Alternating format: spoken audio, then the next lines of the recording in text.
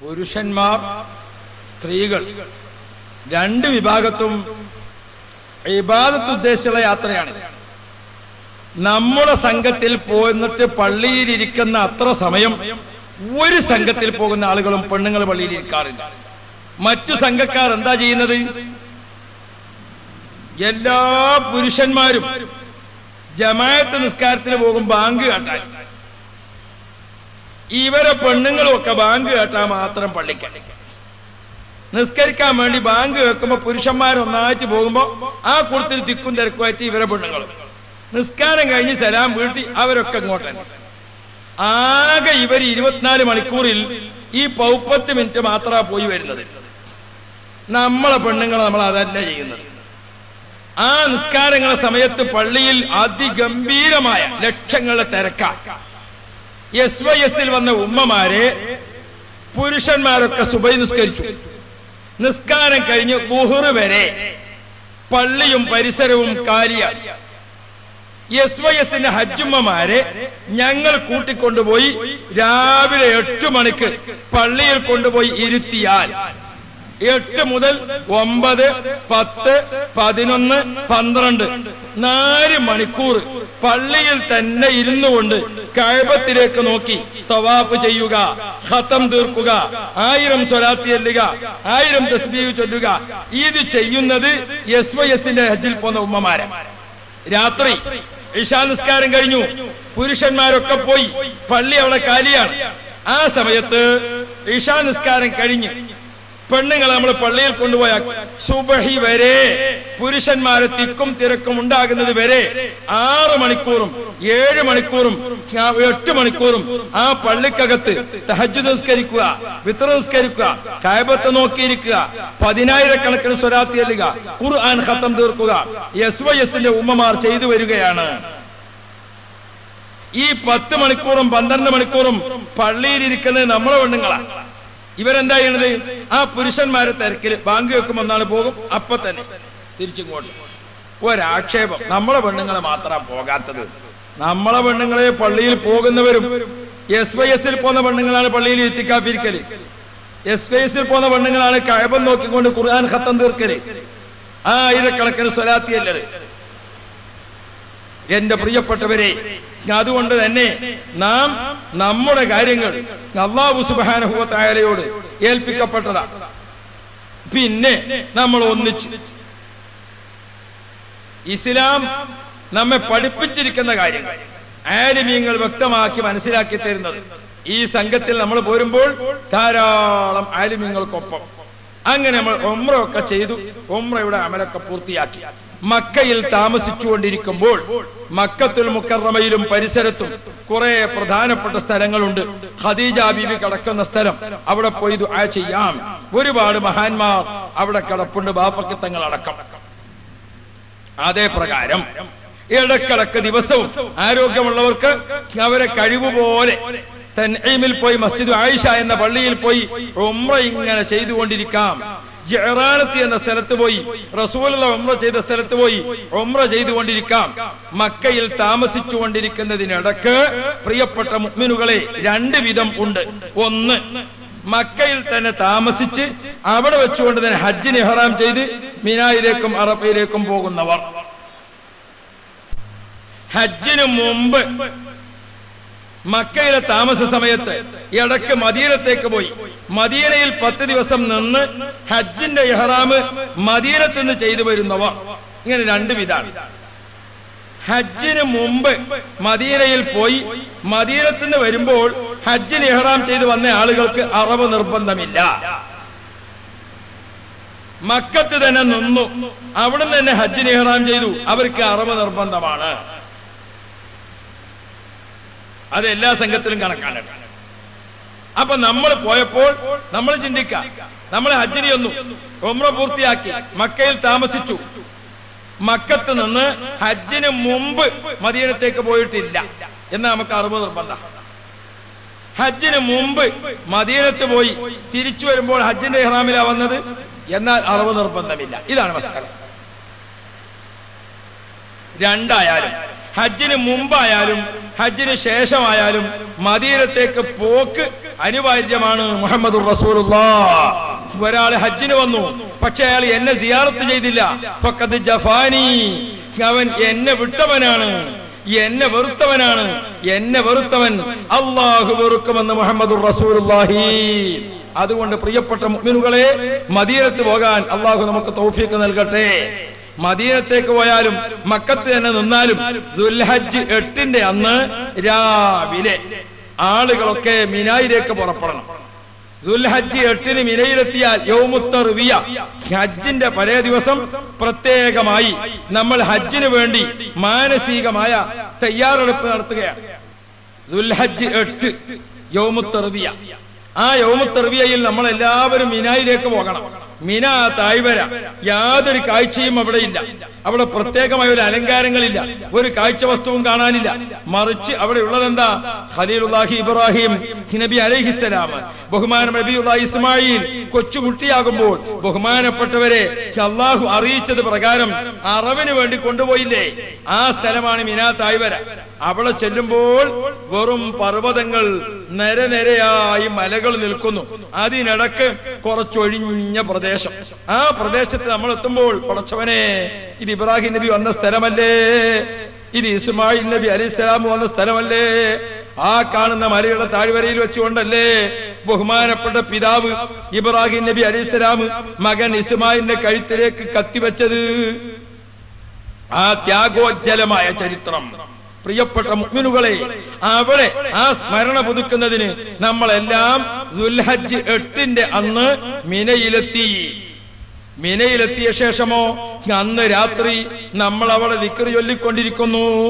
എന്താണ് കാരണമെന്നറിയോ? നാളെ അറഫ ദിവസമാണ്. എന്തെങ്കിലും തെറ്റുകളുണ്ടെങ്കിൽ, എന്തെങ്കിലും പാപങ്ങളുണ്ടെങ്കിൽ നാളത്തെ അറഫയിൽ നിന്ന് നമ്മെ അല്ലാഹു സ്വീകരിക്കാതെ പറ്റില്ല.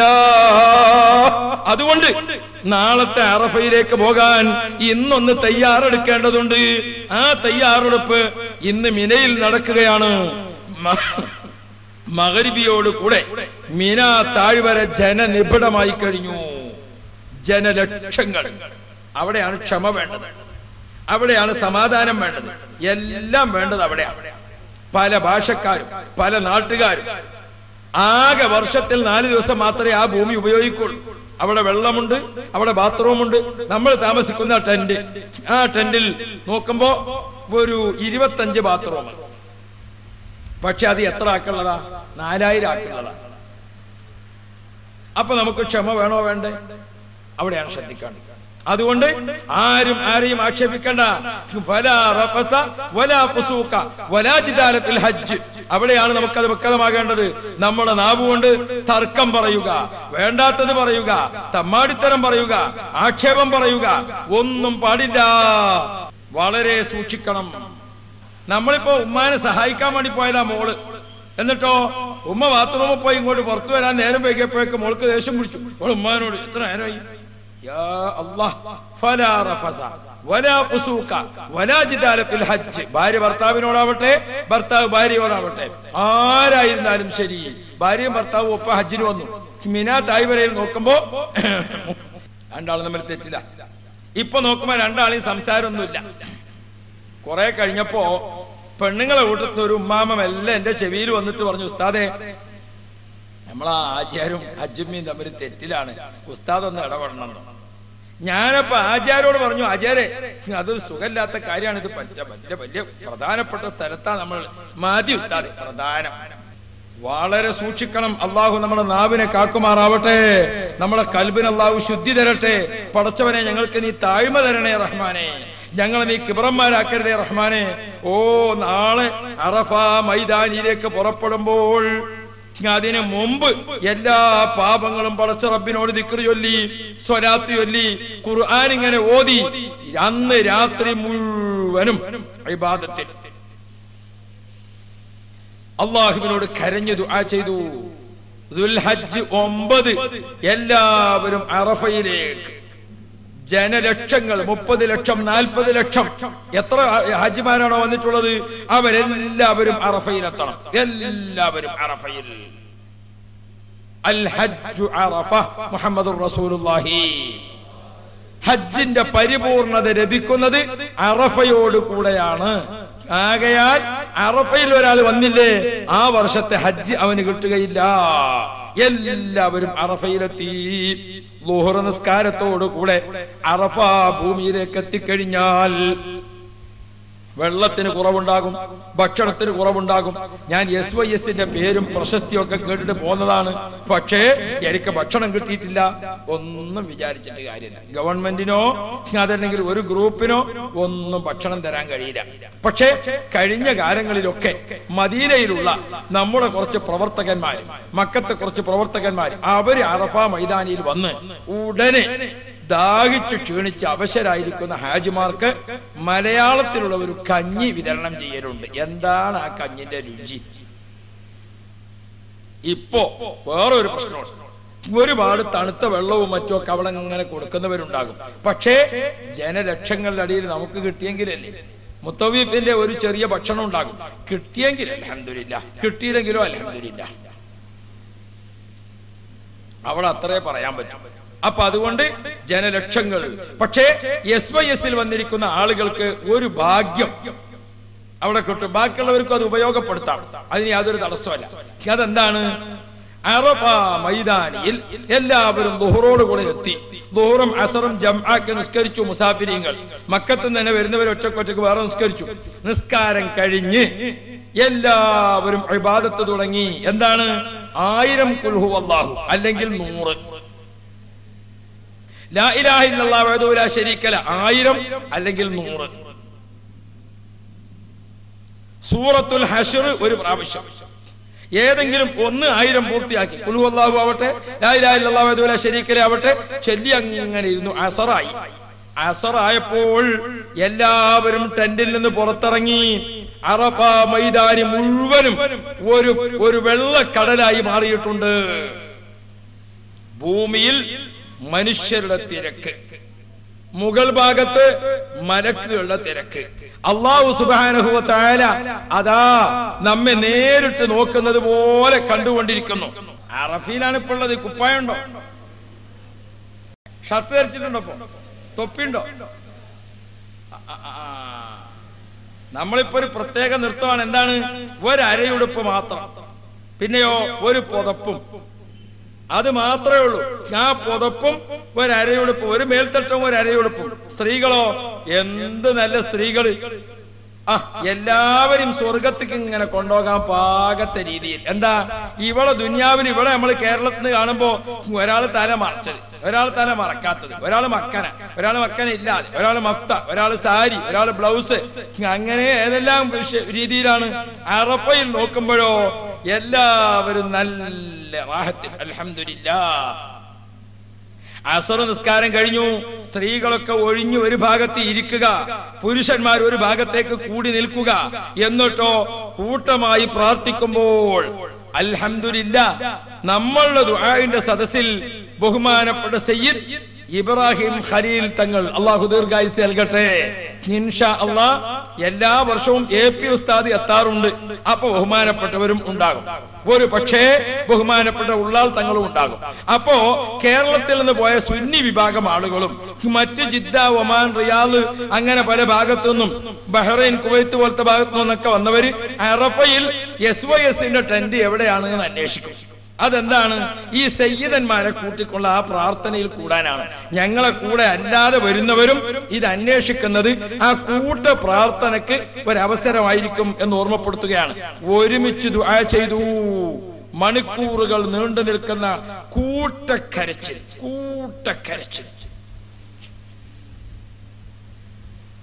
അതൊരു വല്ലാത്ത കരച്ചിൽ. ആർക്കും ആരെയും ഓർമ്മയില്ല. കൂട്ടക്കരച്ചിൽ. അപ്പൊ ഒരു 10 കല്ലെടുത്തു. ആ 10 കല്ലെടുത്തിട്ട് മടിയിൽ വെച്ചു. എന്തിന്? അഥവാ ഒന്ന് നഷ്ടപ്പെട്ടാൽ അവിടെ വെച്ച് ഏറ് പൂർത്തിയാക്കാൻ.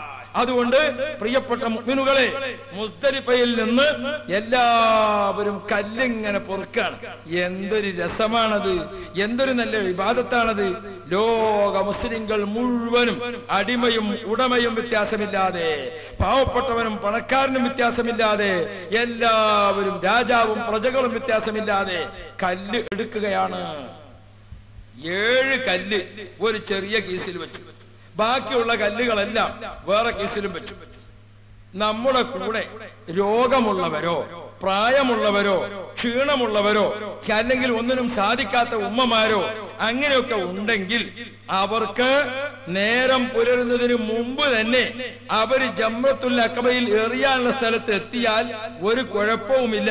മഅ്ദൂരീങ്ങളാകുമ്പോൾ അത് കുഴപ്പമില്ലാത്തതാണ്. അതേ സമയത്ത് അങ്ങനെയുള്ള വിഷമൊന്നുമില്ലേ? ഏറ്റവും നല്ലതെന്താ? മുസ്ദലിഫയിൽ നല്ലപോലെ മുഅ്ളമുൽ ലൈലും നിന്ന് അവിടെ നിന്നെല്ലാം കഴിഞ്ഞ് മശ്അറുൽ ഹറാമിൽ വന്ന് അധികമായ പ്രാർത്ഥനകളൊക്കെ നടത്തി എന്നിട്ട് വന്നാൽ മതി എറിയാൻ. മുക്കാൽ ഭാഗം റൗണ്ടിലാണ് ആദ്യം എറിയുന്ന ജംറയുള്ളത്.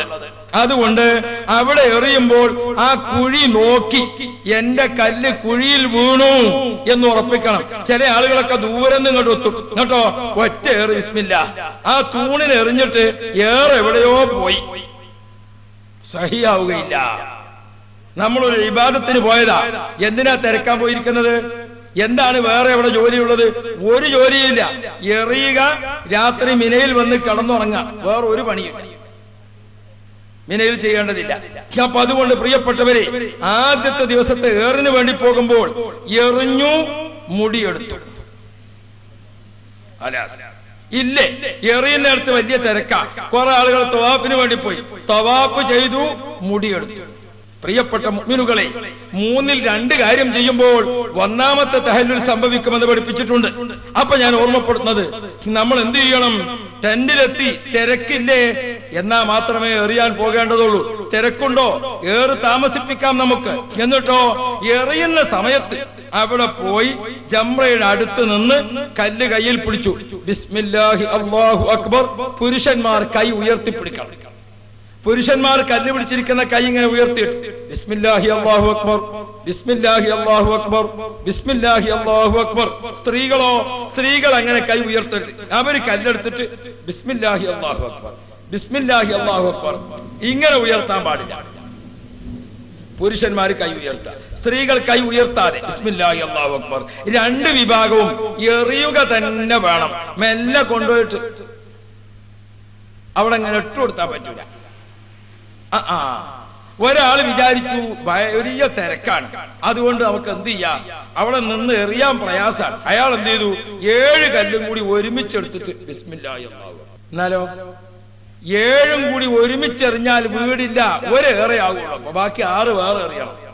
ഓരോന്നും വേറെ വേറെ എറിയുകയും എറിഞ്ഞ കല്ല് ആ കുഴിയിൽ വീണു എന്ന് ഉറപ്പിക്കുകയും ചെയ്യണമെന്ന് ശരീഅത്തുൽ ഇസ്ലാം പഠിപ്പിച്ചിട്ടുണ്ട്. ഒന്നാമത്തെ ദിവസം എറിഞ്ഞു, ഏറ് കഴിഞ്ഞിട്ട് നമ്മൾ തിരിച്ചു വന്നു. തിരിച്ചു വന്നിട്ട് എന്താ ചെയ്യുന്നത്? തിരിച്ചു വന്ന ശേഷം നമ്മൾ ടെന്റിൽ കയറി. നമ്മുടെ മുടി അവിടുന്ന് കളയാൻ പറ്റുമോ? കളയാം. അല്ല, ഒരാൾ എറിയാതെ തവാഫിന് പോയി, അവൻ മുടി കളഞ്ഞോ? കളയാം. ഒന്നാം തഹല്ലുൽ, മുടി കളയുന്നതോടുകൂടെ അവൻ എന്തു പറ്റും? അവന് ഷർട്ട് ധരിക്കാം, അവന് പിന്നെ കുളിച്ച് ഷർട്ടൊക്കെ ധരിച്ച് അതൊക്കെ മാറ്റാം. ഒന്നാമത്തെ തഹല്ലുൽ. ഏത് മാത്രം പാടില്ല? ഭാര്യ ഭർത്താക്കന്മാർ ബന്ധപ്പെടുക പോലത്തെ കാര്യങ്ങൾ അതൊന്നും ചെയ്യാൻ പാടില്ല. പിന്നെ അവന് വസ്ത്രം ധരിക്കാം, ജഡ്ഡി ധരിക്കാം, അവന് ബാക്കിയുള്ള വസ്ത്രങ്ങൾ അതിനൊക്കെ പറ്റും, എണ്ണ പൂശാം, മറ്റുള്ള കാര്യങ്ങളൊക്കെ ചെയ്യാം. അതല്ലാതെ ഭാര്യ ഭർത്താക്കന്മാർ ബന്ധപ്പെടുന്ന പോലത്തെ കാര്യങ്ങൾ ചെയ്യാൻ പറ്റില്ല എന്ന് മാത്രം. അപ്പൊ ഒന്നാമത്തെ തഹല്ലുൽ ചെയ്യുന്നതിന് പെരുന്നാൾ ദിവസത്തിന്റെ അന്ന് അറവ് എന്തെല്ലാം കാര്യങ്ങൾ ചെയ്യണം?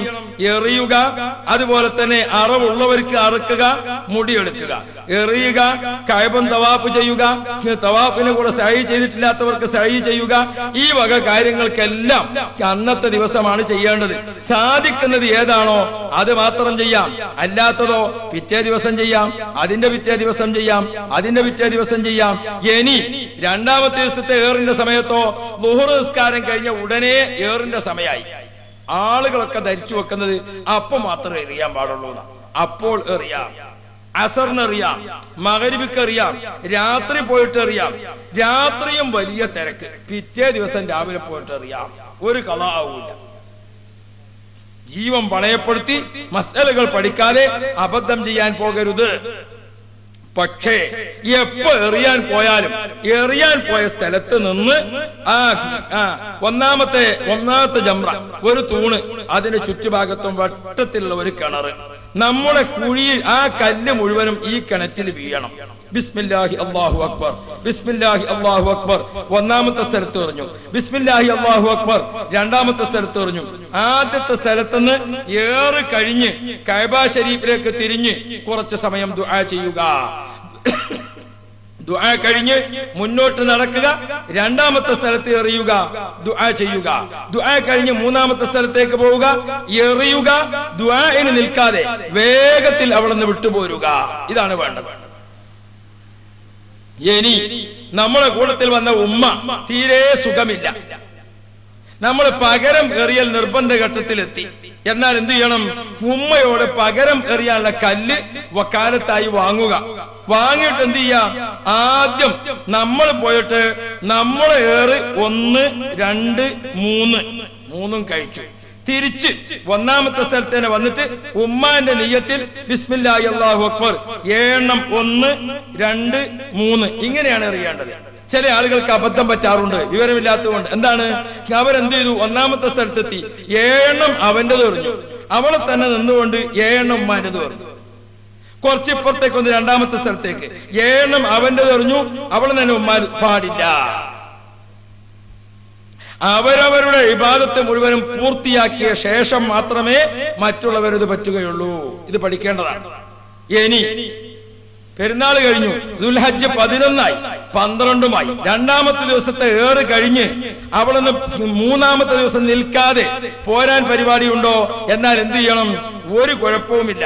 രണ്ടാമത്തെ ദിവസത്തെ ഏറ് മഗ്‌രിബിക്ക് മുമ്പ് പൂർത്തിയാക്കി മഗ്‌രിബിയാകുമ്പോഴേക്കും മിനയുടെ അതിർത്തി വിടണം. മിനയുടെ അതിർത്തി വിടാൻ പറ്റിയില്ലേ? മൂന്നാമത്തെ ദിവസം കൂടി അവിടെ നിൽക്കണം. മിനയിൽ ആകെ താമസകാലത്ത് എന്തേ ചെയ്യേണ്ടതുള്ളൂ? എറിയുക, മിനയിൽ രാപ്പാർക്കുക, എറിയുക, മിനയിൽ രാപ്പാർക്കുക. മിനയിൽ നമ്മൾ 11ാമത്തെ ദിവസം നിൽക്കുമ്പോ 12ാമത്തെ ദിവസം നിൽക്കുമ്പോ ഒരാൾ മക്കത്തേക്ക് പോയി തവാഫ് പൂർത്തിയാക്കാൻ. അയാള് ഹജ്ജിന്റെ തവാഫ് ചെയ്തു, സഅയ് ചെയ്തു, ഒരു കുഴപ്പവുമില്ല. തിരിച്ചു വരുന്ന സമയത്ത് ഏറ് പൂർത്തിയാക്കി അയാൾ എന്ത് ചെയ്യണം? രാപ്പാർക്കാൻ മിനയിലെത്തണം. ഒരു ദിവസത്തെ ഏറോ ഒരു ദിവസത്തെ രാപ്പാർക്കലോ ഒക്കെ ഒഴിവായി പോയെങ്കിൽ അത് ചെറിയ പിരിയ കൊണ്ട് രക്ഷപ്പെടും. 3 ദിവസത്തെ ഏറും 3 ദിവസത്തെ രാപ്പാർക്കലും ഒക്കെ നഷ്ടപ്പെട്ടാൽ അതിന് പിരിയ കൊടുക്കേണ്ടി വരും. അതുകൊണ്ട് പ്രിയപ്പെട്ടവരെ, ചില ആളുകൾ അബദ്ധം സംഭവിക്കാൻ രണ്ടാമത്തെ ദിവസം ഏറ് നിർത്തി പോവുക. അപ്പൊ അവരെന്ത് ചെയ്യും? 3ന്റെ ഏറും കൂടി 2ന്റെ അന്ന് എറിഞ്ഞിട്ട് പോവുക. ഇതൊന്നും ആവശ്യമില്ലാത്തതാണ്. അതുകൊണ്ട് പെരുന്നാൾ ദിവസത്തിന്റെ അന്ന് ഇനി നമുക്ക് ഫിദിയയുടെ അറിവുണ്ടോ? അവർക്ക് അന്ന് അറക്കാം. വദുഹിയത്ത് ആരെങ്കിലും അറക്കാൻ ഉദ്ദേശിക്കുന്നോ? അതും അവിടെ വെച്ചുകൊണ്ട് അറക്കാം. എന്റെ പ്രിയപ്പെട്ട മുഅ്മിനുകളെ, നമ്മൾ മൃഗത്തെ വാങ്ങി നേരിട്ട് അറുക്കുകയോ അറുക്കുമെന്ന് വിശ്വാസയോഗ്യമായി ഉറപ്പുള്ള ആളുകളെ ഏൽപ്പിക്കുകയോ ചെയ്യാനല്ലാതെ ആരെങ്കിലുമൊക്കെ വന്നിട്ട് ഞങ്ങളെ കമ്മിറ്റി ഉണ്ട്, അവിടെ കൊടുത്താൽ മതി, ഇവിടെ കൊടുത്താൽ മതി എന്ന് പറഞ്ഞാൽ നിങ്ങൾക്ക് ഉറപ്പുള്ള ഒരു വ്യക്തിയുടെ കയ്യിലല്ലാതെ ഏൽപ്പിക്കാൻ അത് വീടിക്കൊള്ളണം എന്നില്ല. കഅബ ശരീഫിലേക്ക് മിനയിലെ 3 ദിവസത്തെ ഏറും കഴിഞ്ഞ് നമ്മൾ നേരത്തെ പോയ കഅബത്തിലേക്ക് തിരിച്ചു വരുമ്പോൾ ആരെങ്കിലും തവാഫ് ചെയ്യാൻ ബാക്കിയുണ്ടോ? അവര് തവാഫ് പൂർത്തിയാക്കുകയാണ്. കഅബത്തിന്റെ നിർബന്ധമായ തവാഫ്, ഹജ്ജിന്റെ നിർബന്ധമായ തവാഫ്, ഫറളായ തവാഫ് എന്നോ ഇഫാദത്തിന്റെ തവാഫ് എന്നോ ഇതൊക്കെ അതിന് പറയാം. ഞാൻ നിർബന്ധമായ തവാഫ് ചെയ്തിട്ട് നേരത്തെ ഉംറക്ക് തവാഫ് ചെയ്തതുപോലെ ഇവിടെ ഹജ്ജിന്റെ തവാഫ് പൂർത്തിയാക്കി. ഓ പ്രിയപ്പെട്ട മുഅ്മിനുകളെ, അറഫയിൽ നിന്ന് വന്ന ശേഷം, മുസ്ദലിഫയിൽ നിന്ന് വന്ന ശേഷം മിനയിൽ കൂടെ കടന്നു വന്നിട്ട് അല്ലാഹുവിന്റെ കഅബത്തിങ്കൽ വന്ന് ഫറളായ തവാഫ് ചെയ്തുകൊണ്ടിരിക്കുമ്പോൾ അല്ലാഹുവിന്റെ മലായിക്കത്ത് വന്നിട്ട് ചുമലിൽ കൈവെക്കുന്നു. അല്ലാഹുവിന്റെ മലക്കുകൾ വന്നിട്ട് ചുമലിൽ കൈവെക്കുന്നു. എന്നിട്ട് സഹോദരനോട് മലക്കുകൾ പറയുന്നു, മോനെ നീ ഭാഗ്യവാനാണ് കേട്ടോ, അല്ലാഹു നിന്നെ സ്വീകരിച്ചിരിക്കുന്നു, അല്ലാഹു നിന്റെ ഹജ്ജ് സ്വീകരിച്ചിരിക്കുന്നു, നിന്നെ സ്വർഗത്തിലേക്ക് തെരഞ്ഞെടുത്തിരിക്കുന്നു. മലക്കുകൾ ഓരോ ഹാജിയുടെയും ചുമലിൽ കൈവച്ചുകൊണ്ട് സന്തോഷം പറഞ്ഞുകൊണ്ടിരിക്കുന്നു എന്ന് മുഹമ്മദ് മുസ്തഫ. പ്രിയപ്പെട്ട മുഅ്മിനുകളെ, ഹജ്ജിന്റെ ഇബാദത്ത് ഈ രൂപത്തിൽ പൂർത്തിയാക്കി ഹാജി മക്കത്തുൽ മുക്കറമയോട് യാത്ര പറയാൻ സമയമായാൽ അവസാനം കഅബത്തോട് യാത്ര ചോദിക്കുന്ന ഒരു തവാഫുണ്ട്. ഏതാണ് ആ തവാഫ് എന്നറിയോ? യാത്ര ചോദിക്കുന്ന തവാഫ്, തവാഫുൽ വദാ. യാത്ര ചോദിക്കുന്ന തവാഫ്. ആ തവാഫിന് വേണ്ടി കഅബത്തോട് യാത്ര ചോദിക്കാൻ ചെല്ലുമ്പോൾ നമ്മൾ ആദ്യം കഅബത്തിങ്ങ ചെന്നപ്പോ കണ്ണീരൊഴുക്കിയില്ലേ? അത് സന്തോഷത്തിന്റെ കണ്ണുനീരാണ്. ഞാനിവിടെ എത്തിയല്ലോ റബ്ബേ, ഈ സാധുവായ ഞാനിവിടെ വന്നല്ലോ, സന്തോഷത്തിന്റെ കണ്ണുനീരാണ്. ഇപ്പൊ നമ്മൾ കഅബത്തോട് വിട പറയാൻ പോകുന്നു, ദുഃഖത്തിന്റെ വേർപാടിന്റെ കണ്ണുനീരാണ്. കുടുതുട കണ്ണുനീരൊഴിച്ച് 7 വട്ടം കഅബത്തെ ചുറ്റി. ആ ഓരോ പ്രാവശ്യം ചുറ്റുമ്പോഴും അല്ലാഹുവേ അല്ലാഹുമ്മ ലാ തജഅൽ ഹാദാ ആഖിറൽ അഹ്ദി ഫീ അറമിക, പടച്ചവനെ നിന്റെ കഅബത്തിന്റെ അടുക്കലുള്ള അവസാനത്തെ വരവ് ആക്കല്ലേ. വറുസുഖനിൽ ഔദ സുമ്മൽ ഔദ, വറുസുഖനിൽ ഔദ സുമ്മൽ ഔദ. വീണ്ടും വീണ്ടും നിന്റെ കഅബത്തിങ്കൽ വരാൻ എനിക്ക് നീ ഭാഗ്യം നൽകണേ, ഭാഗ്യം നൽകണേ. എന്റെ മക്കൾക്ക് ഈ ഭാഗ്യം നൽകണേ, എന്റെ ഭർത്താവിന്, എന്റെ ഭാര്യക്ക്, എന്റെ കൂട്ടുകാർക്ക്, എന്റെ ജ്യേഷ്ഠനുജന്മാർക്ക്, എന്റെ സഹോദരിമാർക്ക്. ഇങ്ങനെ പറഞ്ഞുകൊണ്ട് കണ്ണീരോട് കൂടെ ദുആ ചെയ്യുക. കഅബത്തോട് ഒന്നിങ്ങോട്ട് തിരിഞ്ഞു. നമ്മൾ കഅബത്തോട് വീണ്ടും പറഞ്ഞു, കുറച്ചുകൂടി അങ്ങോട്ടെത്തി. തിരിഞ്ഞു നോക്കുമ്പോ കഅബ കാണുന്നുണ്ട്.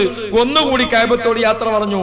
കുറച്ചുകൂടി അങ്ങോട്ടെത്തി, നോക്കുമ്പോ കഅബ കാണുന്നുണ്ട്. ഒന്നുകൂടി പറഞ്ഞു, കഅബമേ നിന്നെ വിട്ടു പിരിയാൻ എനിക്ക് ആശയില്ല, നിന്നെ വിട്ടുപിരിയാൻ എനിക്ക് ആഗ്രഹമില്ല. പക്ഷേ എനിക്ക് എന്റെ വീട്ടിലേക്ക് തിരിച്ചു പോകണ്ടേ, എന്റെ നാട്ടിലേക്ക് പോകണ്ടേ.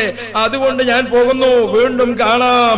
അല്ലാഹുവേ എനിക്ക് വീണ്ടും വരാൻ തൗഫീഖ് ചെയ്യണേ പ്രാർത്ഥിച്ചുകൊണ്ട് വീണ്ടും കുറച്ചങ്ങോട്ട് നടന്നു. തിരിഞ്ഞു നോക്കുമ്പോൾ കഅബ കാണുന്നില്ല. ഇനി വേഗം നടക്കണം, വേഗം നടക്കണം. കഅബത്തോട് യാത്ര പറഞ്ഞു. ആ യാത്ര ചോദിച്ചുകൊണ്ട് നേരത്തെ മദീനത്ത് പോയ ആളുകൾ അവരവരുടെ നാട്ടിലേക്ക്, നേരത്തെ മദീനത്ത് പോകാത്ത ആളുകളോ അവര് ഇലാ ഹദറത്ത് റസൂലില്ലാഹി ഹബീബ് മുഹമ്മദ് മുസ്തഫ മുത്തുനബിയുടെ നാട്ടിലേക്കാണ് അവർ പോകുന്നത്. പ്രിയപ്പെട്ട മുഅ്മിനുകളെ, ഹജ്ജിന് മുമ്പ് പോയവരായാലും ഹജ്ജിന് ശേഷം പോകുന്നവരായാലും റസൂലുള്ളാഹിന്റെ അടുക്കൽ പോകാതെ പറ്റില്ല. മക്കത്തുൽ മുക്കറമയിൽ നിന്ന് 450 കിലോമീറ്റർ അകലെയുള്ള മദീന മുനവ്വറ റസൂലുള്ളാഹി തങ്ങളുടെ നാട്, റസൂലുള്ളാഹി ജീവിച്ചിരിക്കുന്ന നാട്, ലക്ഷക്കണക്കിന് സ്വഹാബാക്കൾ ജീവിച്ച നാട്, സ്വാലിഹീങ്ങളുടെ നാട്. ഇപ്പോഴും 10,000-ത്തിലധികം വരുന്ന സ്വഹാബാക്കൾ മദീനയിലെ ജന്നത്തുൽ ബഖയിൽ കിടക്കുന്നുണ്ട്. ആരൊക്കെയാണ് മദീനത്ത്? ഹബീബ് മുഹമ്മദ് മുസ്തഫ റസൂലുള്ളാഹിന്റെ പള്ളി. ആ പള്ളിയിലേക്ക് നമ്മൾ എത്തിയാൽ പ്രിയപ്പെട്ട മുഅ്മിനുകളെ, അവിടെയുണ്ട് മാ ബൈന ബൈതി വ മിംബരി, അതല്ലെങ്കിലോ മാ ബൈന ഖബരി വ മിംബരി, എന്റെ മിമ്പറിന്റെയും ഖബറിന്റെയും ഇടക്കുള്ള സ്ഥലം ഭൂമിയിലെ സ്വർഗ്ഗമാണെന്ന് മുഹമ്മദ് മുസ്തഫ. ആ ഭൂമിയിലെ സ്വർഗ്ഗത്തിലേക്കാണ് പോകുന്നത്. ഭൂമിയിലെ സ്വർഗ്ഗത്തിലേക്ക് നമ്മൾ അങ്ങോട്ട് ചെല്ലുമ്പോൾ പ്രിയപ്പെട്ട മുഅ്മിനുകളെ, ഹബീബ് നമ്മളെ കാത്തിരിക്കല്ലേ. നമ്മൾ അങ്ങോട്ട് എത്തി. മദീനയോട് അടുത്തെത്തുമ്പോ തന്നെ ദൂരെ നിന്ന് മദീനയിലെ ഈത്തപ്പനത്തോട്ടങ്ങൾ കാണാൻ തുടങ്ങുമ്പോൾ അസ്സലാമു അലൈക യാ റസൂലല്ലാഹ്, അസ്സലാത്തു വസ്സലാമു അലൈക യാ ഹബീബല്ലാഹ്, അസ്സലാത്തു വസ്സലാമു അലൈക യാ ശഫീഉൽ മുദ്നിബീൻ. റസൂലുള്ളാഹിന്റെ ഓരോ പേരുകൾ വിളിച്ചുകൊണ്ട് സലാമിങ്ങനെ അറിയിച്ചുകൊണ്ട് പോകണം. മദീനത്തേക്ക് അടുക്കും തോറും സലാം വർദ്ധിപ്പിച്ച് മദീനയിലെത്തി. വിശാലമായ മദീന പള്ളി, 12 ലക്ഷം ആളുകൾക്ക് നിസ്കരിക്കാൻ സൗകര്യമുള്ള പള്ളി. ആ പള്ളിയിൽ പ്രിയപ്പെട്ട മുഅ്മിനുകളെ, നമ്മൾ എത്തിപ്പെടുമ്പോൾ റസൂലുള്ളാഹിന്റെ ഭൂമിയിലെ സ്വർഗം എന്ന് പറഞ്ഞ സ്ഥലമാണ്. പുരുഷന്മാർ ശ്രദ്ധിക്കുക, ആ പള്ളിയിലെ ബാബു ജിബ്രീൽ എന്ന വാതിലുണ്ട്. ആ വാതിൽക്കൽ കൂടെയാണ് കടക്കേണ്ടത്. സൗകര്യപ്പെട്ടാൽ ആ വാതിലിൽ കടക്കുക. അല്ല തിക്കും തിരക്കുമാണോ സൗകര്യം പോലെ ഏത് വാതിലിലൂടെ വന്നാലും നേരെ പഴയ പള്ളി കണ്ടുപിടിക്കുക. അവിടെ ചോദിക്കുമ്പോൾ പഴയ പള്ളി കാണാം. പുതിയ വാർപ്പിന്റെ പള്ളി, പഴയ പള്ളി. ആ പഴയ പള്ളിയിലെത്തിയാൽ ഒരു തരം നേരിയ വെളുപ്പ് വിരിച്ച പ്രത്യേക കാർപ്പറ്റുണ്ട്. ആ കാർപ്പറ്റ് പള്ളിയിൽ വേറെ എവിടെയും കാണില്ല. അതാണ് ഭൂമിയിലെ സ്വർഗം എന്ന് പ്രത്യേകം പറഞ്ഞ സ്ഥലം. റസൂലുള്ള നിസ്കരിച്ച മെഹ്റാബ്, റസൂലുള്ള ദർസ് നടത്താൻ ഇരുന്ന സ്ഥലം, സ്വഹാബാക്കൾ ഓതിക്കൊണ്ടിരുന്ന സ്ഥലം, ബഹുമാനപ്പെട്ട ഒരു സ്വഹാബികൾക്കൽ തെറ്റ് സംഭവിച്ചപ്പോൾ തൗബ സ്വീകരിച്ച ആയത്തിറങ്ങിയ സ്ഥലം, അതൊക്കെ തൂണിൽ പ്രത്യേകം ഉസ്തുവാനത്തു ആയിഷ, ഉസ്തുവാനത്തു സരീർ, ഉസ്തുവാനത്തു തൗബ എന്നിങ്ങനെ പ്രത്യേകം ചുമരിൽ തൂണിൽ എഴുതി വെച്ച ആ പ്രത്യേക സ്ഥലമുണ്ട്. അവിടെ അങ്ങോട്ട് പോയി 2 റക്അത്ത് നിസ്കരിക്കുക. പള്ളിയുടെ തഹിയ്യത്ത് നിസ്കരിച്ചുകൊണ്ട് ഹബീബായ റസൂലുള്ളാഹിന്റെ അടുക്കൽ വെച്ചുകൊണ്ട് ദുആ ചെയ്യുക. വലൗ അന്നഹും ഇളലമു അൻഫുസഹും ജാഊക ഫസ്തഗ്ഫിറുല്ലാഹ വസ്തഗ്ഫറ ലഹുമുർ റസൂൽ ലവജദുല്ലാഹ തവ്വാബർ റഹീമാ. അല്ലാഹുവിന്റെ ഖുർആൻ. ആരാണോ ലോകത്തിന്റെ ഏത് ഭാഗത്തുള്ള മുഅ്മിനീങ്ങൾ അവരുടെ തെറ്റ് സംഭവിച്ചു, അവർ റസൂലുള്ളാഹിന്റെ അടുക്കൽ വന്നു, സങ്കടപ്പെട്ടു, നബിതങ്ങളും അവർക്ക് വേണ്ടി പൊറുക്കലിനെ ചോദിച്ചു, അള്ളാഹുവിന്റെ റസൂലിന്റെ അടുക്കൽ വന്ന് നമ്മൾ കരഞ്ഞു, റസൂലുള്ളാഹിന്റെ മനസ്സുരുകി, റസൂലുള്ളാഹിയും പറഞ്ഞു, നമ്മളും പറഞ്ഞു, അല്ലാഹു തആല ലവജദുല്ലാഹ തവ്വാബർ റഹീമാ. അല്ലാഹു തആല നമ്മുടെ സങ്കടം കേൾക്കുകയാണ്, അല്ലാഹു നമ്മുടെ തൗബ സ്വീകരിക്കുകയാണ്. പ്രിയപ്പെട്ട മുഅ്മിനുകളെ, മദീനയിലെ റൗളയിൽ ഭൂമിയിലെ സ്വർഗത്തിൽ ഇങ്ങനെ ഇരുന്നുകൊണ്ട് നമുക്ക് അല്ലാഹുവിനോട് ദുആ ചെയ്യാൻ പടച്ച റബ്ബ് ഭാഗ്യം നൽകട്ടെ. അവിടെ നിന്ന് എഴുന്നേറ്റു നേരെ പള്ളിയുടെ മുൻഭാഗത്ത് റസൂലുള്ളാഹിക്ക് അഭിമുഖമായി നിന്ന് സലാം പറയാൻ 3 ദ്വാരം പ്രത്യേകം വെച്ചിട്ടുണ്ട്. 1ാമത്തെ ദ്വാരത്തിന്റെ അടുത്തെത്തുമ്പോൾ നബി മുഹമ്മദ് മുസ്തഫ റസൂലുള്ളാഹിക്ക് നേരെ ആ ദ്വാരത്തിലൂടെ ഇങ്ങനെ നോക്കിയാൽ നേരെ റസൂലുള്ളാഹിക്ക് അഭിമുഖമായിട്ടാണ്. പുരുഷന്മാർക്ക് മാത്രമേ ആ വഴിക്ക് പോകാൻ പാടുള്ളൂ. അവിടെ സ്ത്രീകൾക്ക് പോകാൻ പാടില്ല. സ്ത്രീകളെ പള്ളിക്ക് എന്ന് പറയണ ആരും അവിടെ കൊണ്ടുപോകാറില്ല. ലോകത്തുള്ള ഒരു പാർട്ടിക്കാരനോട് കൊണ്ടുപോകാനും പറ്റൂല. അതെന്താ? റസൂലുള്ളാഹിന്റെ മുന്നിലൂടെ നടക്കേണ്ടത് സ്ത്രീകളല്ല, പുരുഷന്മാരാണ്. അപ്പോ അവിടെ നേരെ അഭിമുഖമായി പുരുഷന്മാർ നിന്നു. റസൂലുള്ളാഹി സ്വല്ലല്ലാഹു അലൈഹി വസല്ലമ തങ്ങളടുക്കൽ വളരെ ഭക്തിയിൽ, വളരെ ഭയഭക്തിയിൽ, വളരെ താഴ്മയിൽ ശബ്ദം താഴ്ത്തി റസൂലുള്ളാഹിന്റെ നേരെ നിന്നുകൊണ്ട് അസ്സലാത്തു വസ്സലാമു അലൈക യാ സയ്യിദി യാ റസൂലല്ലാഹ്. നമ്മുടെ കിതാബുകളിൽ റസൂലുള്ളാഹിക്ക് സലാം ചൊല്ലുന്ന ഒരുപാട് സലാമുകളുണ്ട്. അസ്സലാമു അലൈക യാ നബിയല്ലാഹ്, അസ്സലാമു അലൈക യാ ത്വഹ എന്നിങ്ങനെ ധാരാളം. പള്ളിയിലേക്ക് ബാബു ജിബ്രീലിലൂടെ കടക്കുമ്പോൾ തന്നെ അത്തഹിയാത്തിൽ ചെല്ലുന്ന ഒരു സലാം ആദ്യം ചൊല്ലിയിരിക്കണം. അസ്സലാമു അലൈക അയ്യുഹൻ നബിയ്യു വറഹ്മത്തുള്ളാഹി വബറകാതുഹു. പള്ളിയിലേക്ക് കടക്കുന്ന ദിക്ർ കഴിഞ്ഞാൽ ഈ സലാം ചൊല്ലിയിട്ട് വേണം റസൂലുള്ളാഹിന്റെ പള്ളിയിലേക്ക് ഇങ്ങോട്ട് കടക്കാൻ. തിരിച്ച് അവിടെ നിന്ന് സുജൂദ് കഴിഞ്ഞ് നിസ്കാരം കഴിഞ്ഞ് റസൂലുള്ളാഹിന്റെ നേരെ മുന്നിൽ വന്ന് എത്ര നേരവും നിന്നുകൊണ്ട് അങ്ങനെ സലാം ചൊല്ലുക. തിരക്കില്ലാത്ത സമയത്ത്, തിരക്കുള്ള സമയത്തോ വേഗം സലാം ചൊല്ലുക. സലാം ചൊല്ലി റസൂലുള്ളാഹിന്റെ സലാം കഴിഞ്ഞു, കുറച്ചിങ്ങോട്ട് മാറി സിദ്ദീഖ് തങ്ങൾക്ക് നേർക്കാണ് ആ ദ്വാരമുള്ളത്. സിദ്ദീഖ് തങ്ങൾക്ക് സലാം ചൊല്ലുക. കുറച്ചങ്ങോട്ട് മാറി ഒരടി നീങ്ങി ഉമർ ഖത്താബ് റളിയല്ലാഹു അൻഹു നേർക്കാണ് സലാം ചൊല്ലുക. ഉമ്മമാർക്ക് സൗകര്യമുണ്ട്. മദീനത്തെ പള്ളിയിൽ സ്ത്രീകൾക്ക് പോകാൻ വേറെ തന്നെ സമയം അനുവദിക്കുന്നുണ്ട്. ഗവൺമെന്റ് തന്നെ നിശ്ചയിച്ച സമയമാണത്. അതെങ്ങനെ? സുബഹി നിസ്കാരം കഴിഞ്ഞ് 7:30 മണി മുതൽ പെണ്ണുങ്ങൾക്ക് വരാം 11:30 വരെ. ആ സമയത്ത് റസൂലുള്ളാഹിക്ക് സലാം പറയാൻ സ്ത്രീകൾക്ക് പോകേണ്ട സമയമാണ്. അപ്പോഴേ അവര് പോകേണ്ടത്. അവിടുത്തെ നിയമം തന്നെ അങ്ങനെയാണ്. അതേ പ്രകാരം ഉച്ചക്ക് ളുഹർ നിസ്കാരം കഴിഞ്ഞു 1:30 മുതൽ 3 മണി വരെ 1:30 മണിക്കൂർ സ്ത്രീകൾക്കുള്ള സമയമാണ്. ഉമ്മമാരോട് പറയുന്നത് റസൂലുള്ളാഹിന്റെ അടുക്കൽ ചെല്ലുമ്പോൾ ശബ്ദം താഴ്ത്തി കോലാഹലങ്ങൾ ഉണ്ടാക്കാതെ വളരെ അച്ചടക്കത്തിൽ നിൽക്കണം. പെണ്ണുങ്ങളുടെ ഭാഗത്ത് എപ്പോഴും 10 മണിക്കോ 9 മണിക്കോ ഒക്കെ ചെന്നു നോക്കിയാൽ പെണ്ണുങ്ങളെ കലപില വലിയ ശബ്ദ കോലാഹലം. ഈമാൻ തെറ്റിപ്പോകും, സൂക്ഷിക്കണം കേട്ടോ. അല്ലാഹുവിന്റെ ഹബീബിന്റെ ആ പള്ളിയിലേക്കൊന്ന് പോകാൻ നമുക്ക് ഭാഗ്യമുണ്ടായാലോ. മൻസാറ ഖബ്റ മുഹമ്മദി റസൂലുള്ളാഹിന്റെ അടുക്കലേക്ക് ആർക്കാണോ സന്ദർശിക്കാൻ വരാൻ ഭാഗ്യം ലഭിച്ചത്, റസൂലുള്ളാഹിന്റെ മദീന സിയാറത്തിന് ഒരാൾക്ക് ഭാഗ്യം ലഭിച്ചാൽ നാളെ ഹൗദുൽ കൗസറിന്റെ അവിടെ ഞാൻ അവരെ കാത്തു നിൽക്കും, ഞാൻ അവർക്ക് ശഫാഅത്ത് ചെയ്യുമെന്ന് പറഞ്ഞിട്ടുണ്ട്. റസൂലുള്ളാഹിന്റെ ശുപാർശ അതാണ് അള്ളാഹു സ്വീകരിക്കുന്നത്. ആ ശുപാർശ ലക്ഷ്യം വെച്ചുകൊണ്ട് നമുക്ക് മദീനയിൽ പോകാൻ അള്ളാഹു ഭാഗ്യം നൽകട്ടെ. മദീനയോട് തൊട്ട് കിടക്കുന്ന ഉസ്മാൻ ഇബ്നു അഫ്ഫാൻ റളിയല്ലാഹു അൻഹു അവിടെ കിടക്കുന്നു, ഫാത്തിമ ബീവി കിടക്കുന്നു, ആയിഷ ബീവി കിടക്കുന്നു, അബ്ദുല്ലാഹ് ഇബ്നു മസ്ഊദ് റളിയല്ലാഹു അൻഹു കിടക്കുന്നു.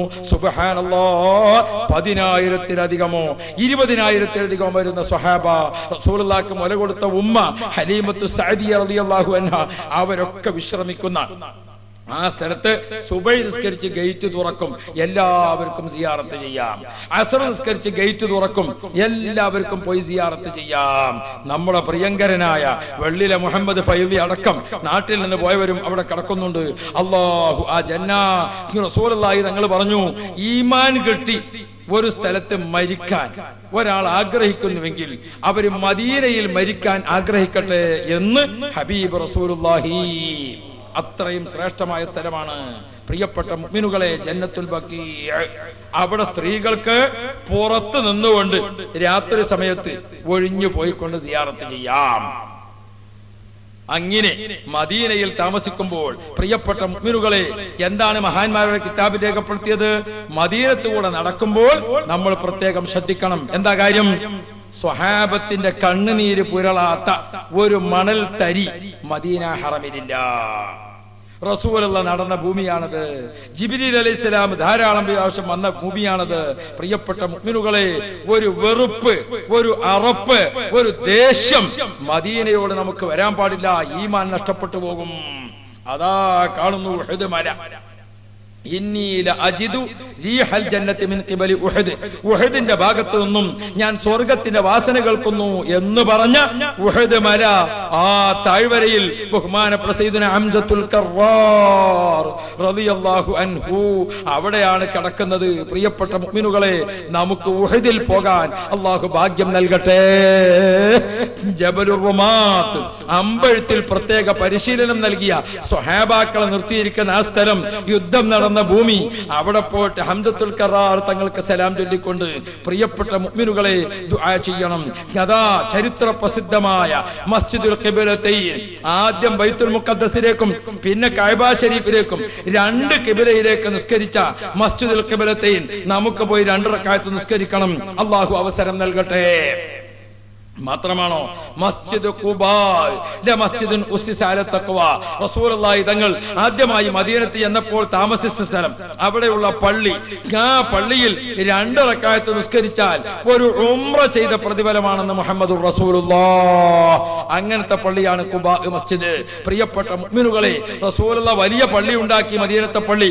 എല്ലാ ശനിയാഴ്ചയും നബി തങ്ങൾ ഖുബാ മസ്ജിദിലേക്ക് മദീനയിൽ നിന്ന് നടന്നു പോവുകയാണ്. അവിടെ ചെന്ന് ഒരു 2 റക്അത്ത് നിസ്കരിച്ച് കുറെ ദുആ ചെയ്തുകൊണ്ടിരിക്കും. ചരിത്രങ്ങളൊക്കെ അവിടെ രേഖപ്പെടുത്തിയിട്ടുണ്ട്. നമുക്ക് ഖുബാ മസ്ജിദിൽ പോകണം. അതുപോലെ മദീന പള്ളിയുടെ ചുറ്റുഭാഗത്ത് ചരിത്രമുറങ്ങുന്ന ഒരുപാട് സംഭവങ്ങൾ ഉണ്ട്. ഖന്തഖ് യുദ്ധം നടന്ന ഭൂമി, സബഅ മസാജിദ് എന്ന പേരിലാണ് ഇപ്പൊ അറിയപ്പെടുന്നത്. കുറെ ചരിത്രങ്ങൾ, ഒരു പ്രവാചകന്റെ നാഗരികത നിലനിൽക്കുന്ന ആ രാജ്യത്ത് പല ചരിത്രങ്ങളും മായ്ച്ചു കളഞ്ഞിട്ടുണ്ട്, പല ചരിത്രങ്ങളും അറിയാതെ കിടക്കുന്നുണ്ട്. പ്രിയപ്പെട്ടവരെ, അറിവുള്ളവരെ കണ്ടെത്തുക, അവരോട് കാര്യങ്ങൾ ചോദിച്ചറിയുക. അങ്ങനെ മദീനയിൽ താമസിക്കുമ്പോൾ മദീനത്തെ പള്ളിയിൽ 40 റക്അത്ത് നിസ്കരിച്ചാൽ പ്രിയപ്പെട്ട മുഅ്മിനുകളെ അത് വല്ലാത്ത പുണ്യമുള്ള കാര്യമാണ്. ഇമാം അബൂദാവൂദ് തങ്ങൾ റിവായത്ത് ചെയ്ത ഹദീസിൽ കാണാം, 40 നിസ്കാരം ജമാഅത്തായി മദീനത്തെ പള്ളിയിൽ പൂർത്തിയാക്കുമ്പോൾ അവന്റെ പാപങ്ങൾ പുറത്ത് അവൻ പ്രത്യേകം സ്വർഗാവകാശിയായി മാറുന്ന പ്രത്യേക അനുഭൂതിയാണ്. അതെന്താ? റസൂലുള്ളാഹിന്റെ റൗളയിൽ റസൂലുള്ളാഹിനോട് ചേർന്ന് അന്ത ഉമ്മും അം അബു മാ റഅയ്നാ ഫീഹിമാ മിസ്ല ഹുസ്നിക ഖത്തു യാ സയ്യിദി ഖൈറൻ നബി അസ്സലാത്തു അലൻ നബി വസ്സലാമു അലർ റസൂൽ മഹാന്മാര് പഠിപ്പിച്ചതെന്താ? നബിയേ, ഞങ്ങൾക്ക് ഉമ്മയും ഞങ്ങൾക്ക് ഉപ്പയും ഏറ്റവും സ്നേഹം തന്നവരാണ്, വാത്സല്യം തന്നവരാണ്, ഞങ്ങളെ ഓമനിച്ചവരാണ്, ഞങ്ങളെ ഉമ്മ വെച്ചവരാണ്, ഞങ്ങളെ താലോലിച്ചവരാണ്. പക്ഷേ ഞങ്ങളെ ഉമ്മയെക്കാളും ഞങ്ങളെ വാപ്പയെക്കാളും മറ്റെല്ലാറ്റിനേക്കാളും തങ്ങളാണല്ലോ ഞങ്ങൾക്കുള്ള തണി, തങ്ങളാണല്ലോ ഞങ്ങൾക്കുള്ള തുണ, തങ്ങളാണല്ലോ ഞങ്ങളുടെ ശുപാർശകൻ. ആകയാൽ മഹാനായ നബിയേ, സാധുക്കളായ ഞങ്ങളിതാ ഇർതകബതു അലൽ ഖത വയറഹസുരിം വഅദദ് ലകഷ്കൂ ഫീഹി യാ സയ്യിദി ഖൈറൻ നബി അസ്സലാത്തു. അല്ലാഹുവിന്റെ ഖുർആൻ പറഞ്ഞതല്ലേ, ധാരാളം തെറ്റുകൾ ചെയ്തവർ നബിയുടെ അടുക്കൽ വരുമെന്ന്. സാധുക്കളായ ഞങ്ങൾ പർവ്വത തുല്യങ്ങളായ പാപങ്ങൾ ചെയ്തുകൊണ്ട് ഞങ്ങളിതാ വന്നിരിക്കുന്നു നബിയേ, ഞങ്ങളിതാ വന്നിരിക്കുന്നു നബിയേ. എന്താണ് ഞങ്ങളെ ആവശ്യം? എന്താണ് ഞങ്ങൾ ആവശ്യം? ഞങ്ങളെ കണ്ണെത്താത്ത ദൂരത്താണ് കുടുംബമുള്ളത്. ഞങ്ങൾക്ക് ഇവിടെ വരാൻ 1,00,000 രൂപ ചെലവുണ്ട്. ഞങ്ങൾക്ക് ആരോഗ്യമില്ല, ഞങ്ങൾക്ക് രോഗാണ്, ഞങ്ങൾക്ക് ക്ഷീണമാണ്, ഞങ്ങൾക്ക് പ്രയാസമാണ്. ഞങ്ങളെ പിഞ്ചു മക്കൾ നാട്ടിലുണ്ട്. അതൊക്കെ വിട്ടുകൊണ്ട് ഞങ്ങൾ എന്തിനാണ് ഇവിടെ വന്നത്? ഇന്നനാനർജു ഇലാ കഅസി ഹൗലിക ലിൽ അതശ് യൗമ നശ്രി കിതാബിയാ സയ്യിദി ഖൈറൻ നബി അസ്സലാത്തു അലൻ നബി. ഹബീബായ മുഹമ്മദ് മുസ്തഫ മുത്തനബിയോട് പറയുകയാണ്, നബിയേ, ഞങ്ങൾക്ക് തങ്ങളെ ജീവിതത്തിൽ കാണാൻ ഏതായാലും ഭാഗ്യമുണ്ടായിട്ടില്ല. ഇന്ന് ഞങ്ങൾക്ക് കാണാൻ പറ്റിയില്ലെങ്കിലും ഞങ്ങൾ തങ്ങളെ തിരുമുറ്റത്ത് വരാൻ ഭാഗ്യം ലഭിച്ചല്ലോ. ഞങ്ങൾ വന്നതിന്റെ ആവശ്യം, തലക്ക് നേരെ മുകളിൽ സൂര്യൻ, കത്തിജ്വലിക്കുന്ന സൂര്യനാണ്. അടിയിൽ ചവിട്ടി നിൽക്കാൻ കഴിയാത്ത മണൽത്തരി ചൂടായിരിക്കുന്നു. ആളിക്കത്തുന്ന നരകമാണ് മുന്നിൽ. ആർക്കും രക്ഷയില്ലാത്ത ആ മഹ്ശറ കോർത്തിൽ പുന്നാര നബിയേ, അവിടുന്ന് അർശിന്റെ താഴ്ഭാഗത്തിൽ സുജൂദിൽ കടന്നുകൊണ്ട് ഉമ്മത്തി ഉമ്മത്തി ഉമ്മത്തി എന്ന് പറയുമ്പോൾ ഈ സാധുവിനെ അതിൽ ഉൾപ്പെടുത്തണേ നബിയേ. ഇന്നനാ നർജു ഇലാ കഅസി ഹൗലിക ലിൽ അതശ് യൗമ നശ്രി കിതാബിയാ സയ്യിദി ഖൈറൻ നബി. മുത്തനബിയെ, ദാഹിച്ച് ക്ഷീണിച്ച് അവശരായി തൊണ്ട വറ്റി ജനങ്ങളൊക്കെ വിഷമിക്കുമ്പോൾ തങ്ങളല്ലേ അവിടുത്തെ ഹൗദുൽ കൗസർ കോരിക്കൊടുക്കുക. അതുകൊണ്ട് നബിയേ, ആ കോപ്പ വെള്ളം പാലിനേക്കാൾ വെളുത്തതും തേനിനേക്കാൾ മധുരമുള്ളതുമായ ആ ഹൗദുൽ കൗസറിൽ നിന്ന് കോരിക്കൊടുക്കുമ്പോൾ ഈ സാധുവിനെ വിട്ടേക്കല്ലേ എന്ന് റസൂലുള്ളാഹിന്റെ തൊട്ടടുത്ത് പോയിക്കൊണ്ട് നമുക്ക് സങ്കടം പറയണം. അല്ലാഹു നമുക്ക് തൗഫീഖ് നൽകട്ടെ. പ്രിയപ്പെട്ട മുഅ്മിനുകളെ, മദീന മുനവ്വറയിലേക്ക് പോകണ്ട എന്ന് പറയുന്നവരുണ്ട്. അവിടെ 40 വഖ്ത് നിസ്കരിക്കാൻ കൂടിയിട്ടില്ലെങ്കിൽ എന്താ എന്ന് ചോദിക്കുന്നവരുണ്ട്. മദീന സിയാറത്ത് ചെയ്തില്ലെങ്കിൽ എന്താ, ഹജ്ജ് സഹിയാകൂലേ എന്ന് ചോദിക്കുന്നവരുണ്ട്. നാം അത്തരക്കാരിൽ പെട്ടുപോകരുത് കേട്ടോ. അല്ലാഹുവിന്റെ റസൂൽ പറഞ്ഞു, മക്കയിൽ ഒരാൾ ഹജ്ജിന് വന്നു, പക്ഷെ എന്റെ മദീനത്തേക്ക് അവൻ വന്നില്ല. ഫഖദ് ജഫാനി, അവൻ എന്നെ വെറുപ്പിച്ചവനാണ്. എന്നെ വെറുപ്പിച്ചവനോ അല്ലാഹുവിന്റെ വെറുപ്പ് സമ്പാദിച്ചവനാണ്. അതുകൊണ്ട് റസൂലുള്ളാഹിനോടുള്ള തൃപ്തി, റസൂലുള്ളാഹിന്റെ മഹബ്ബത്ത് ഹൃദയത്തിന്റെ അടിത്തട്ടിൽ നിലനിർത്തിക്കൊണ്ട് മദീനയിൽ പോകാൻ, അവിടുത്തെ പുണ്യഭൂമികളിലെല്ലാം പോകാൻ അല്ലാഹു നമ്മെ അനുഗ്രഹിക്കുമാറാവട്ടെ. ഇന്ന് മുതൽ മദീനയിലേക്ക് പോകാൻ ഉദ്ദേശിച്ചിരിക്കുന്ന ആളുകൾ, പടച്ചവനെ, റസൂലുള്ളാഹിന്റെ അടുക്കലേക്ക് ഞാൻ പോകുമ്പോ എന്താ സമ്മാനം കൊണ്ടുപോവുക? എന്താ റസൂലുള്ളാഹിന്റെ അടുക്കലേക്ക് സമ്മാനം കൊണ്ടുപോവുക? നമ്മളിപ്പോ ഒരുപാട് ദിവസം ദുബായിൽ 2 കൊല്ലം നമ്മളെ മോന് തിരിച്ചിങ്ങോട്ട് യാത്ര വരിക. ഉമ്മാക്ക്, മുപ്പാക്ക്, പുതിയാപ്പിളക്ക്, മറ്റുള്ളവർക്ക്, ഓരോ ആളുകൾക്കും പേന വാങ്ങിയവര്, മറ്റു വാങ്ങിയവര്, വാച്ച് വാങ്ങിയവര്, അങ്ങനെ എല്ലാ ഇവർക്കും സമ്മാനം. ഹബീബ് റസൂലുള്ളാഹി, നമ്മുടെ എല്ലാമായ മുത്തുനബിയെ കാണാനല്ലേ നമ്മൾ മദീനത്തേക്ക് പോകുന്നത്. എന്താണ് നമ്മൾ കൊണ്ടുപോകുന്നത്? നല്ലൊരു ലഗേജ് കൊണ്ടുപോകണം. എന്താണത്? 1,00,000 സ്വലാത്ത് കൊണ്ടുപോകാൻ അല്ലാഹു ആവതാക്കട്ടെ. വിശുദ്ധ റമളാൻ, പിന്നെ ശവ്വാൽ, ദുൽഖഅദ, 3 തികഞ്ഞ മാസം നമുക്ക് മദീനത്ത് പോകാനുണ്ട്. 90 പൂർണ്ണമായ ദിവസം. 90 ദിവസം കൊണ്ട് 1,00,000 സ്വലാത്തിൽ കൂടെ അല്ലാഹു ആവതാക്കട്ടെ. നമ്മളാണ് തീരുമാനിച്ചാൽ സാധിക്കും. ഹാജിമാരെ, ഇനി നിങ്ങൾ ബസ്സിൽ യാത്ര ചെയ്യുകയാണ്, പുറപ്പെട്ടത് മുതൽ അങ്ങനെ കടയിലേക്ക് പോവുക, പള്ളിയിലേക്ക് നടക്കുക, ഏത് സമയത്തും സ്വലാത്ത് ഇങ്ങനെ ചൊല്ലിക്കൊണ്ടിരുന്നു നോക്ക്.